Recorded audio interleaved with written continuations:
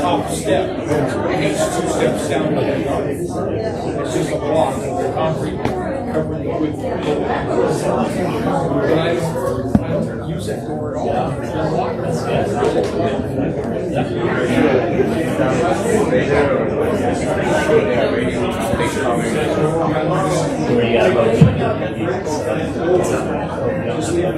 Good evening, everyone. We're going to get started in about 1 minute, so if you're in the back, could you please come and find a seat?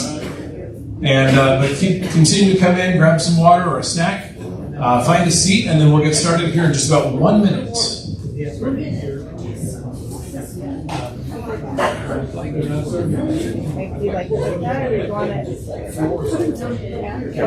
I'll start it here.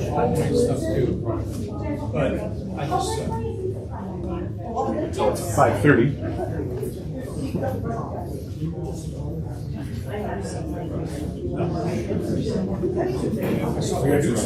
I had to jump again by 1 minute. Now I'll go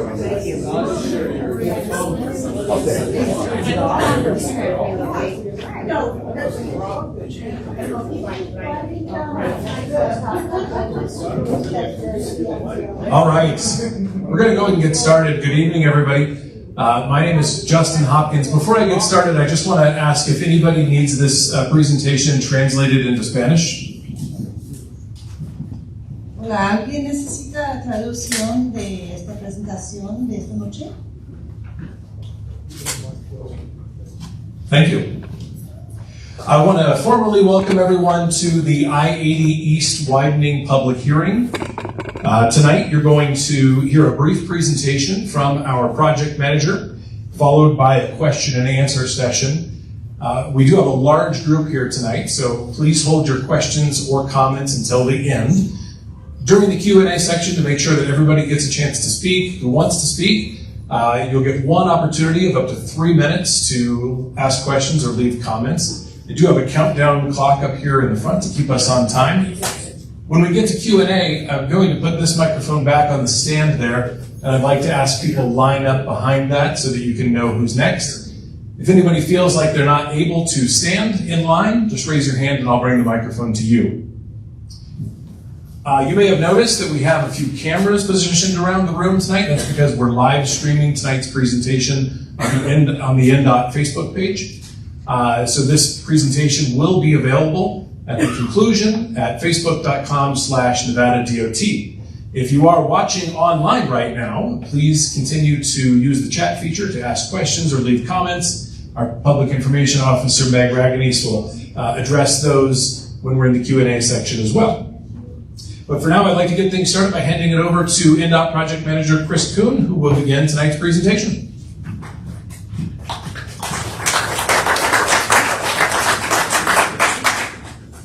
All right, good evening, everybody. Thank you for coming out to the I-80 East Widening public hearing. I really appreciate everybody coming out and showing your interest in the project. I've already had some good conversations with folks tonight, so I appreciate that. We'll go through the presentation, and then folks will have an opportunity to ask questions. And after the presentation is done, it will continue to be an open forum until around 7, so you guys can continue to come up and discuss. All right, so just a brief agenda of what we'll be going over tonight. Justin went over our welcome and opening remarks. We'll look at the study area, the project purpose and need, our preferred alternative, which is NDOT's build alternative, the summary of an environmental assessment results, next steps and schedule, and how you can provide feedback tonight and continue providing feedback moving forward. Okay, so first, the study area. The project corridor is highlighted in green there on the screen. So it goes from Vista Boulevard to USA Parkway on Interstate 80, approximately 13 miles total for the corridor. And the interchanges that are in the corridor are highlighted on the screen there. So we have Vista Boulevard, Lockwood, Mustang, Patrick, and USA Parkway. And we'll talk about some of our proposed improvements at those interchanges in the upcoming slides. And I'm assuming a lot of folks from are in the meeting tonight are from Lockwood, so you guys already know this, but USA Parkway does service the Tahoe Reno Industrial Center, which is one of the big drivers behind traffic growth on the corridor and one of the big reasons for the project in general. All right, NEPA. So this is our public hearing. So this is our official public meeting for the NEPA process. This is actually our third public meeting for this project. So we had one in Lockwood about 2 years ago now, one out at USA Parkway. And tonight our public hearing is to present the results of our environmental evaluations over the last couple of years. So NEPA is the National Environmental Policy Act of 1969. It requires federal agencies to assess the environmental effects of proposed actions before making decisions. So NDOT basically acts on behalf of the Federal Highway Administration. So when it says it requires federal agencies to assess the environmental effects, NDOT does that on behalf and in partnership with the FHWA. Using the NEPA process, agencies evaluate the environmental, social, and economic effects of proposed actions. And agencies also provide opportunities for public involvement. So again, one of the biggest points of the public hearing this evening and the previous public meetings that we've had is for us to present the results of our environmental evaluations and for you to provide comments for consideration. In compliance with NEPA, NDOT and FHWA have prepared an environmental assessment to evaluate and document the potential impacts of the project. One thing I like to highlight is there's 3 different levels of NEPA evaluations. So the first one is a categorical exclusion. That's basically for your smaller projects that don't have any anticipated impacts. We're in the middle category, which is an environmental assessment. And then after that would be an environmental impact statement where your project does have impacts. And so we anticipate that this will be an environmental assessment. We'll have a NEPA decision document approved by FHWA that'll confirm that. But again, it's just kind of that middle evaluation for the NEPA process. All right, what resources do we evaluate? So I won't read them all off, but you can see them on the screen there. And in the upcoming slides, we'll go through some of the resources and evaluations that are more pertinent for this project and our results from those. But we have a rather large team of environmental scientists, environmental managers, and engineers that go through a multi-year evaluation process to look at all these different resources, potential impacts, and identify potential mitigation measures that need to be implemented because of the project.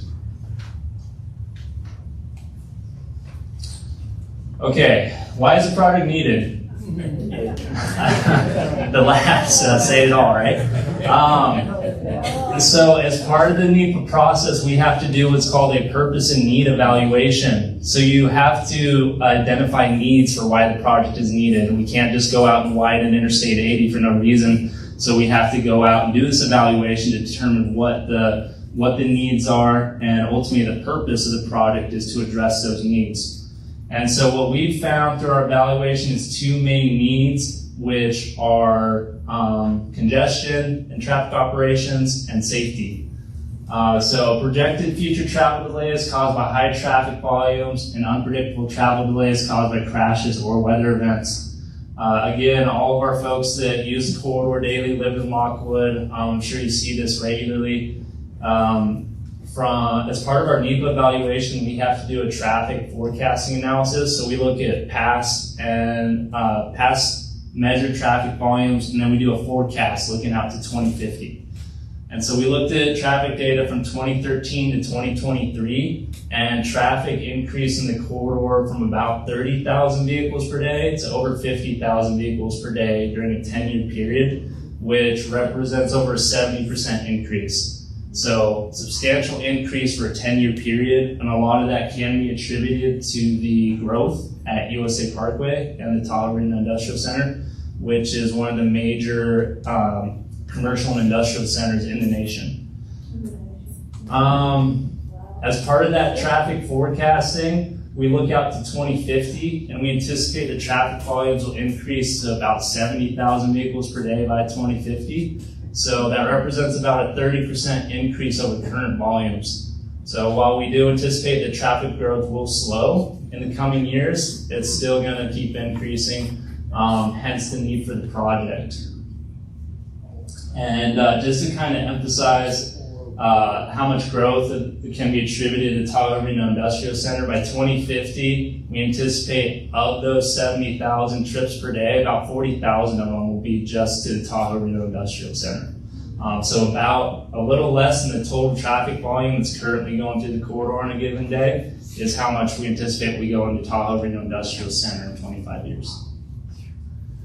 Crash rates are higher than in other urban and rural interstates. So we look at the corridor as a whole, and unfortunately, for 6 different crash categories, this corridor exceeds the statewide averages. And so the crashes can be directly correlated to the increase in traffic growth over the last decade.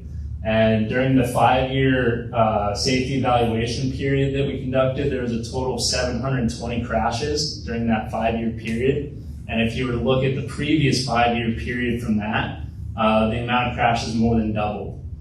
So again, that 10-year period of substantial growth in traffic directly correlates to a substantial growth in crashes as well. And then finally, the importance of I-80 in the national and regional transportation system. So I-80 connects California to Nevada. It goes east from there. It's a major freight and commerce corridor. It's basically one of the lifelines in northern Nevada. Anytime, the I-80 shuts down in the winters, we feel it at the grocery stores, shelves start to empty out. And so when we have incidents like are pictured in the right there, where you have a crash and you can have substantial delays, it's not just a matter of affecting local residents and commuters, it's also a commerce and freight issue as well. And one of the biggest things is I-80 is the main corridor, and there's no very reasonable alternatives besides taking US 50 to Carson or Virginia City, or heading up to Pyramid Lake, which are not very viable routes. Nope.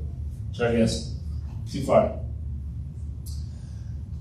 All right, the purpose of the project, again, 2 primary needs, traffic and safety. The purpose of the project is to address those needs. So provide reliable travel time, reduce travel delays, accommodate traffic associated with past and planned growth in the region, and provide enhanced safety such as wide shoulders, median barriers, and wrong-way driver detection systems. One thing that I do like to highlight is those 2 last bullet points there, the growth, so basically the increase in traffic through the corridor, and the crashes and safety are directly connected, like I was just talking about. But one of the things that we found as we've gone through this NEPA preliminary design evaluation over the last couple of years is one big thing that a crash directly affects the operations is the shoulder widths in the corridor. And so when the interstate was built back in the 1960s, they built it with very narrow shoulders. And what this causes when you have a crash, it makes it so that vehicles can't get out of the travel lanes. And so you're basically automatically taking a travel lane at that point in time.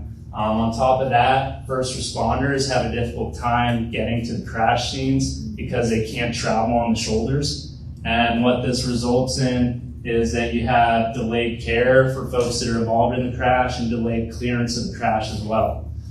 So again, the crashes and the operational issues are directly connected. And so when you have a crash, again, preaching the choir, but you can have multi-hour delays in the corridor. And so what we've identified is that as much as this is a capacity project, it's really a traffic and an operations and safety project as well. And so take away the fact that we do anticipate continued growth into the future. Let's say you do have a crash in the future, this project is built, you take one of those travel lanes, well, hopefully the cars can get onto the shoulder, first of all, because we're going to widen the shoulders, so that's huge. So hopefully you don't take a travel lane. But let's say for whatever reason you do take a travel lane, now instead of reducing the capacity by 50%, you reduce it by a third. And so just being able to keep 2 lanes open potentially instead of only 1 lane should significantly help with the operational issues when you do have a crash. All right, on to some of the project challenges and constraints that we've identified and that we've been working through preliminary design and will continue to work through in the future.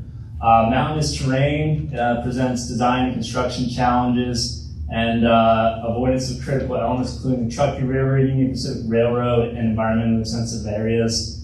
This is especially true for about the first 5 miles of the project from Vista to Mustang, and we actually call that the Vista Narrow section. And we basically have a situation where the Truckee River abuts right up to the roadway embankment on the south side of the road, then you have UPRR coming in and out. We also have environmental avoidance areas that are, you can't touch them basically because they're extremely valuable environmental avoidance areas. So what that results in is ultimately in some sections of the project we have to widen to the north into the mountainous terrain, and it just has some challenges with design and construction and phasing, but nothing that we can't deal with through our very experienced team and bringing a good contractor on board. Evaluation of water quality during construction and long-term design elements. So this has to do with a couple different phases. So I'll talk about the temporary water quality first, the orange bubble down on the bottom there. And this is directly related to the construction phase. So when we go to construction, our contractor will be required to implement what are known as best management practices and stormwater pollution prevention measures. And the whole goal of those is to reduce the potential for discharges to waterways during construction. So potential for like petroleum, sediment, anything like that, basically going to the Truckee River. Not necessarily something that's a huge challenge with this project. So there's a lot of projects that have a lot more challenges, such as river crossings, going through floodplains and whatnot, which we're not doing with this project. The main challenge is just the proximity of the Truckee River. So again, it abuts directly to our roadway embankment in some locations. So we just have an increased emphasis as we go through final design, and then for our contractor to make sure we don't, or we do the best we can to not release any discharge to the Truckee River during construction. And then for permanent water quality, we do anticipate designing and constructing multiple water quality improvements with this project. So that could be anything from detention basins to water quality treatment vaults. And really the only big challenge that we have there, again, is the proximity of the Truckee River. So it does require an increased emphasis on the level of treatment that you provide in certain sections of the project, but also just in general, the real estate, just like I was talking about those first couple bullet points. It's hard enough to widen the road given the topographic constraints, and then you try to add in detention basins and whatnot between the road and the river, and it just becomes a challenge. But again, it'll be a high priority for us going into final design and construction. All right, so some of you may have seen this before. The figure on the left is a basic mock-up of our proposed build alternative. And big picture is that we're proposing to widen I-80 from 4 to 6 lanes, so 3 general purpose lanes in each direction, and widen the inside and outside shoulders. Again, those improvements alone will be massive for this corridor in addressing capacity issues, reducing the potential for crashes, and then also assisting with clearing crashes when you do have one, so that you can keep traffic moving as best as possible. For the roadway elevation stuff, I'll defer to the figure on the left there. The westbound lanes are elevated above the eastbound lanes throughout a lot of the corridor. And we evaluated multiple design alternatives where we would vary either the westbound or the eastbound lane elevation. And the whole goal there was to try and optimize the design. So the thought with raising westbound lanes was you could use some of the earthwork and balance the earthwork on the project so you don't have a net export project, and it reduces costs and increases efficiency. And also it would help reduce the amount of retaining walls that we need on that north side. We also looked at potentially raising the eastbound lanes to be level with the westbound lanes. And ultimately what we found is really the biggest bang for your buck and the biggest advantages for the project are maintaining that existing elevation difference. And one of the biggest reasons why is for maintenance of traffic during construction. So we've done some preliminary analysis on construction phasing and our maintenance of traffic during construction. And what we found is that if you start really messing with the elevation on one side or the other, it can be challenging with the phasing and some disadvantages with maintenance of traffic. And that has been identified as one of our main priorities as we started this whole process. And so because that was a big plus for just maintaining that existing split profile, that is our proposed build alternative. That doesn't mean that we can't refine that going into final design. So what you might see throughout the corridor at the end of the day when this is all built is you'll see some situations where we maintain that existing split profile, but in other locations we might raise or lower the westbound and the eastbound lanes to optimize the design and make it as efficient as possible. All right, interchange modifications. Two of the biggest improvements that we're making are highlighted in the text there. So enhanced acceleration and deceleration lanes, so your on-ramps and off-ramps, and then increasing our lighting at the interchanges as well. And if you look at the figures, basically the white footprint represents our proposed build alternative. And you might look at it and say, well, what's going on? There doesn't seem to be any change. So I'll try and highlight it as best I can, starting with Lockwood. So we looked at several different alternatives for this location, and ultimately, as a lot of the corridor, there's a lot of topographic and right-of-way constraints that made doing any substantial reconfigurations really challenging. And what we ultimately found is that maintaining that existing configuration was the best alternative. There are some improvements that I would like to highlight. The first is the on-ramps and off-ramps. So we're going to be improving the acceleration and deceleration at all of these interchanges. And NDOT actually did an early action project at the westbound on-ramp at the Lockwood interchange about 2 years ago now. And that gives you an example of some of the operational and safety improvements that you can see with just such a simple improvement such as that. We have received some pretty good feedback from residents and users of that interchange that it's made a big difference. And so just doing simple stuff like that can make a substantial difference. And we will be doing that at all these interchanges. Another thing I like to highlight is for the westbound off-ramp. So basically you're going westbound towards Sparks and you take that loop ramp to get off. We are anticipating adding a dedicated left turn lane to access the aggregate pit there. So that way trucks can get into a dedicated left turn lane and folks that are traveling behind them are able to keep moving on the off-ramp and basically keep going over the overpass and towards Lockwood.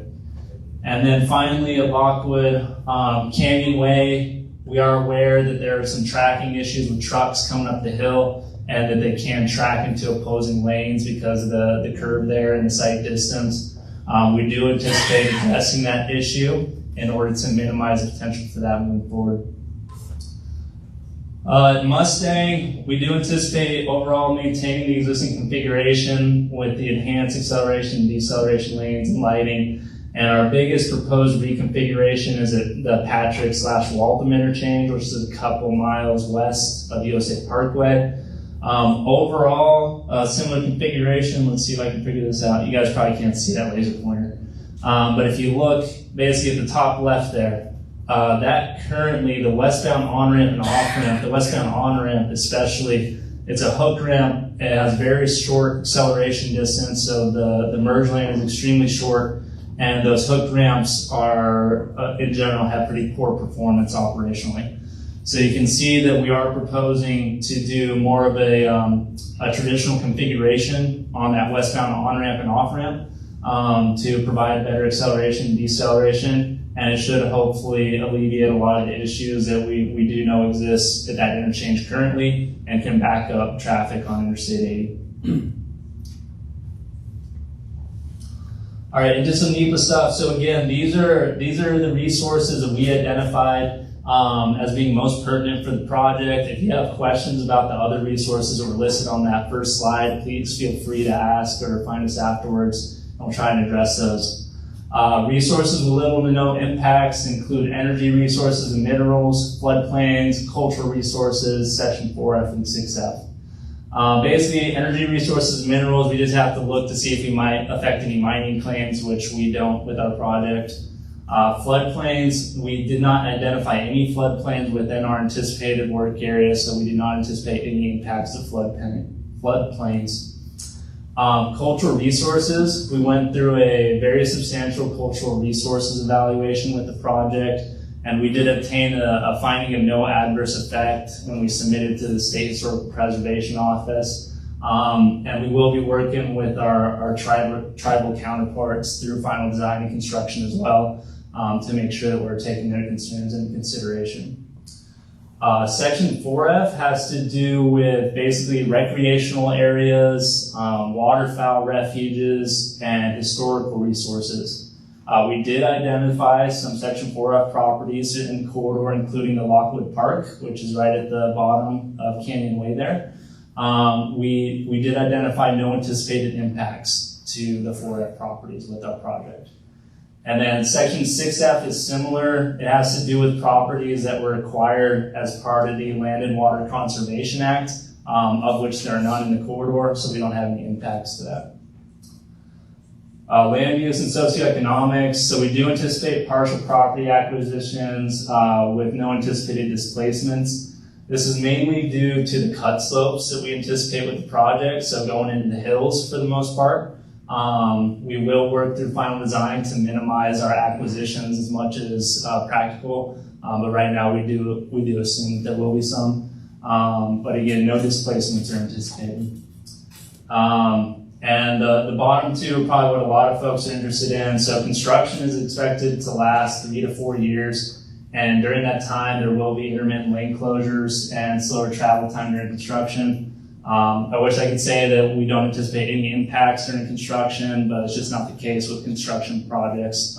There will be some level of impacts during construction. We are implementing a project delivery method that will bring a contractor on board as part of our final design process. And one of the main goals there is to work with them in order to reduce impacts as much as possible. And again, one of our main priorities is maintenance of traffic. And so having the contractor at the table with us during final design, they can directly work with us on phasing and evaluating potential impacts to the traveling public. Water resources, so again, no wetlands in the work area, and we do avoid direct impacts to the Truckee River. For biological resources, we do have 4 species that are listed as either threatened or endangered. They are on the board in the back there for anybody that's interested. They include the Carson wandering skipper, which is a butterfly species. We anticipate no impacts to them because there was no habitat identified in the corridor. The other ones are the western I think it's the southwestern or western pond turtle, the kiwi, which is a suckerfish in the Truckee River, and the Lahontan cutthroat trout. All three of those we anticipate no adverse impacts to. One candidate species, the monarch butterfly, was identified as potentially being in the corridor, and NDOT is actually part of a conservation agreement to address any potential impacts and mitigations to the monarch butterfly. And I think I already went over that, but the project would have no effect on the Carson monarch skipper and not likely to adverse effect on the other species. Visual resources on the screen here is a before, so that's just a picture that we took out in the corridor, and then we worked with our engineers to do before and after renderings. There are numerous others on the boards in the back there, and so it shows what the current corridor looks like versus what our anticipated visual impacts would be. Traffic noise, so we do have a proposed noise barrier near Lockwood. Again, there is a board in the back that shows the limits. The goal of that noise barrier is to reduce the potential for noise increases due to expanding the capacity on the highway. Air quality, we go through a very robust air quality review and analysis as part of the project. And what we determine is the project meets transportation conformity requirements, so no adverse impacts to air quality with the project. And then finally, hazmat.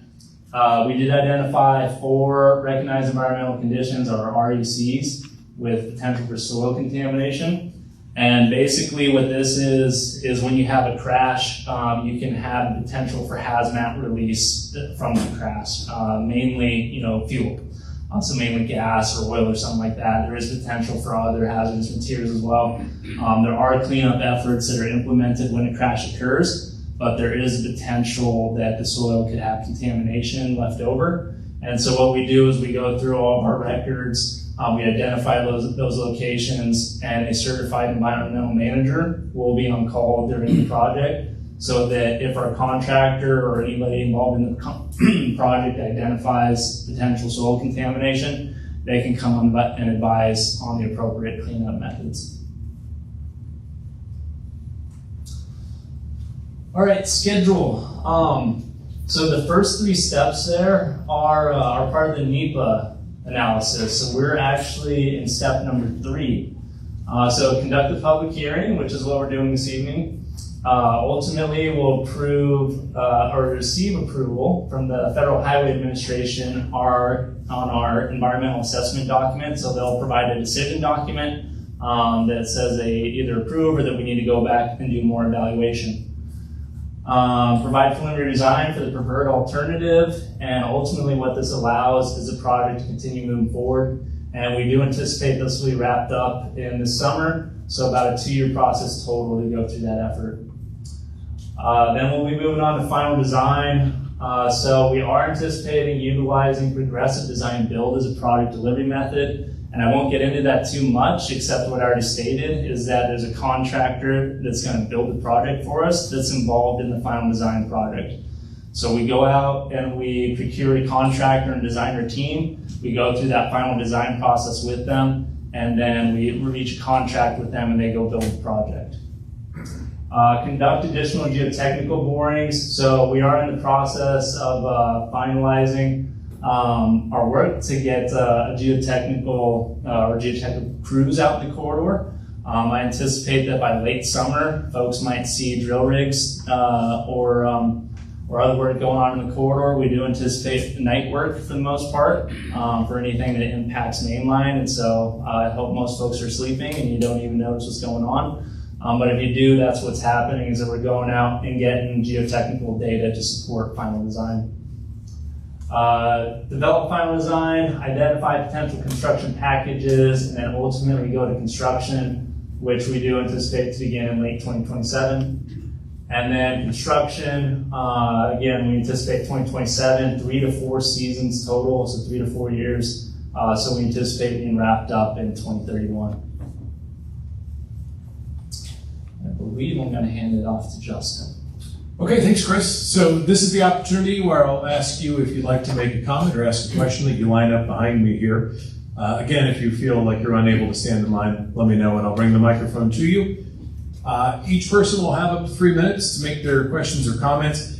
If you have multiple questions, I ask that you ask all of the questions and then wait for Chris to answer them at the end. It uses your time better. And then please just state your name, first and last name clearly, and speak clearly for a court reporter. You can also continue to make comments with the comment cards that you were given at the welcome desk or through our website, I-80EastNV.com. My name is Johnny Lau, L-A-U. I have been working out there for 6 years now. So just last 2 months, the traffic getting worse and worse. So I do propose that during the construction, please do the part from USA Parkway to Patrick exit. Make it once you're done, make it an emergency lane, or put a billboard say now activated as emergency lane. I see this somewhere in Canada a long time ago when I was in Toronto. So that way, when I get on the USA Parkway, I got stuck. I can turn around, go back to work, or eat out there. So that's one thing. Same thing applied to Patrick exit in the morning. If there's make that from the Vista Point, make it an exit lane first, so that people got stuck in there, they can turn around and go back that way. I heard that there's a fire department building by the Patrick now, so that's a good thing to help out all the clearance for the emergency purposes. That's a good idea. And the other exit here, after Lockwood, I don't know, I think it's a great idea to do a same thing, emergency lane, so that during the IT people can exit out to Vista Boulevard, so that we don't have to stop in the traffic. They also alleviate the traffic going through the Bay Area, especially trucks. I see the volume of trucks going up like crazy also. So just let you know, let me just give the time now. Before I get up for 5-ish or 6, doesn't matter. Take me 30 minutes to Vista Heights, Los Altos, 30 minutes, that's it. Right now, it takes me 50 to 1 hour. Literally, just started this 2 months. Thank you. Yeah, thank you for your comment. We have actually received numerous public comments in the past several months about what appears to be increasing traffic congestion, and especially potential operational issues at the Patrick Waltham interchange. Right now, our NDOT traffic operations group is doing an evaluation at that interchange to see if there's some sort of interim measure that we can implement prior to going to construction to help with that. We'll see what the results of that evaluation are. But we are looking at that, and my hope would be that the improvements that we're proposing to do would substantially help with that specific interchange. And thank you for your other comments on emergency access and everything. Thank you. Hi, my name is David Budish. Thank you for coming out and doing all this for us. Really appreciate it. It's very informative. 2 things I wanted to address is in the construction, especially this corridor down here where all the steep cliffs are, there's the curves in the road during the winter time can cause a lot of problems and cause accidents and slow the whole thing down. I was wondering, number one, if you address those, maybe taking out, straightening some of the areas or lessening the banking of those things so on slick roads they don't become dangerous slipping off the road. And secondly, in your corridor, we talk about Vista Boulevard, and I don't know how deep you got into Vista Boulevard ramps, but they need to be, they're impacted now and they need to be addressed as well. The exit lane westbound, especially with a longer lane for people to pull off and get out of main traffic to exit. And then once they exit at Vista Boulevard, it needs a right turn lane that helps that whole thing out. Have you looked into that? Yeah, so I'll address your first comment first, or your first question first about corners and curvature. Yes, so there are some existing curves in the corridor that do not meet current engineering standards. We have tried to address those as much as possible, and we have actually removed some design exceptions, is what they're called, when basically you're not meeting current design standards. We have been able to remove some of those already in our preliminary design, and we will continue to try and improve those through final design. At the end of the day, I can't say with certainty that we will be able to address every design exception to its entirety, just because of the terrain and some of the challenges, but that is one thing that we've had on our radar since the beginning. And then Vista Boulevard, we are looking at the westbound off-ramp. I believe our improvements right now propose to add a dedicated left turn lane, through left, and a dedicated right lane. And so you basically go to three turn lane, well, a through left and then 2 dedicated turn lanes as well. And I'm not sure about the queue length, but it's something that we can look at and take into consideration. And the eastbound on-ramp as well could be lengthened a lot to help that merge for people. Okay. Yeah, thank you for your comment. Be sure to take a look at it.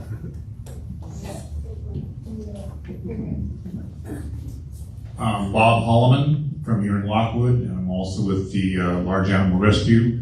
And our concerns happen to be some cattle guards, both here at Mustang, here at Lockwood. There is no cattle guard getting to the freeway.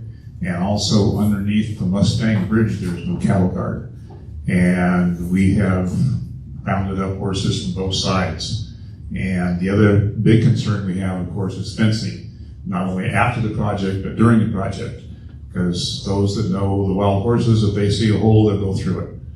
And that's our biggest concern, is that everything is protected so that you guys don't end up with horses in your construction and we don't have to go around them. Yeah, thank you for the comments. Cattle guards is not something we evaluate at the preliminary design level, but because you provided your comment, it will now be a part of our documents and we can take a look at it moving forward. We do anticipate constructing permanent wildlife fencing throughout the corridor, not necessarily for all 13 miles. We go through an evaluation process internally within our environmental group and also consult with the Nevada Department of Wildlife to determine appropriate locations. And again, that's a final design item. We have it accounted for in our project scope and our cost estimate, but that will be something we refine as we go through final design. Okay, thank you.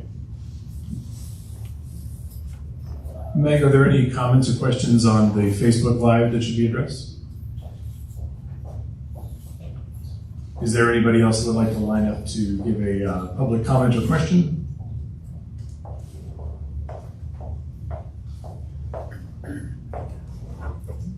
Thank you to everyone who's watched online. We do have one question from Dave R. How will the noise barrier work? So if we can detail that for us, please.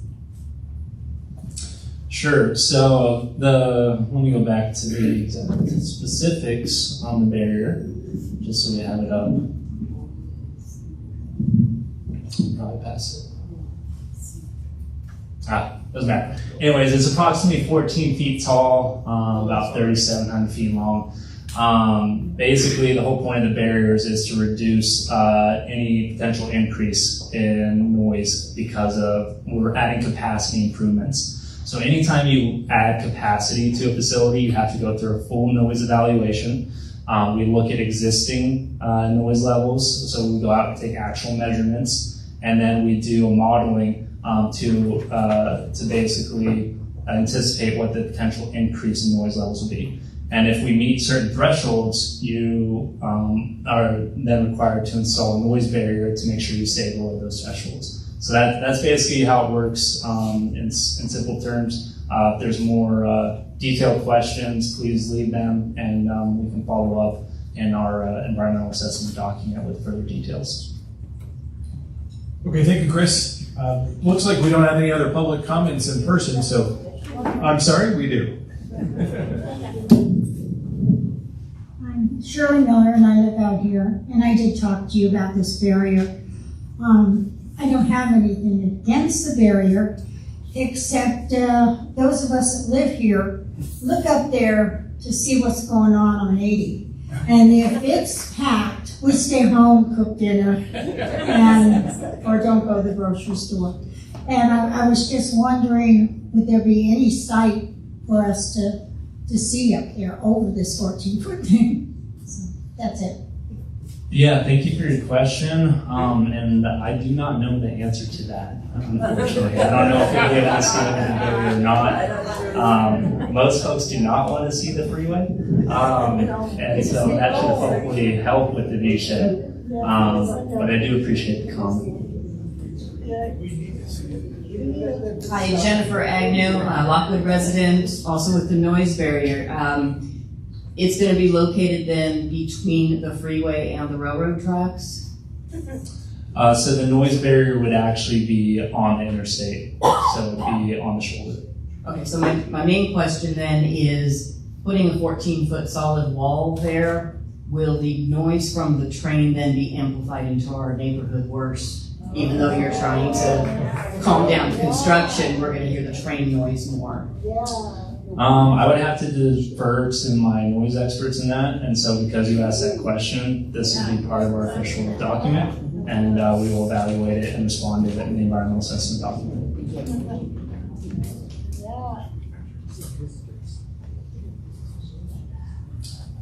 Okay, if there are no other public comments, then I do encourage you to continue to use the written comment card that you received at the welcome desk, or visit our website, I-80EastNV.com. We're accepting comments and questions for the public record until July 18th at 5 p.m. Otherwise, please travel safely and have a great night. Thank you for coming out. Thank you.